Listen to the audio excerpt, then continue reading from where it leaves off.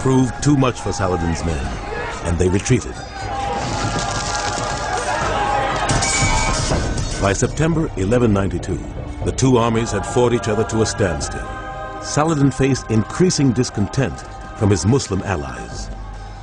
He was no longer sure that he could maintain this level of armed struggle and armed warfare indefinitely. The reason for that was that his soldiers were from the lands. They had not come from abroad. They had not been paid. They were not going to follow their leaders till kingdom come. These were people who came from neighboring villages, or who came from the towns, who had families, who had property, who had lands they had to tend to, and they did not like being away from that permanently. Saladin decided the best option was to make a truce with Richard the Lionheart.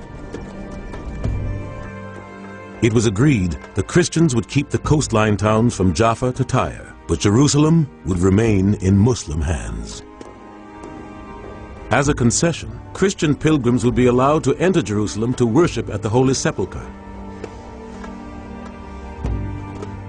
Richard the Lionheart himself never set foot in the Holy City. He refused to enter Jerusalem as long as it was in the hands of his enemy. In October 1192, Richard left for Europe.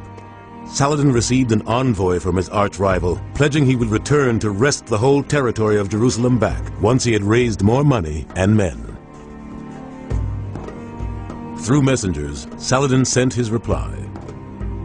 If the land were to be lost, he would rather it be taken into Richard's mighty power than into the hands of any other prince.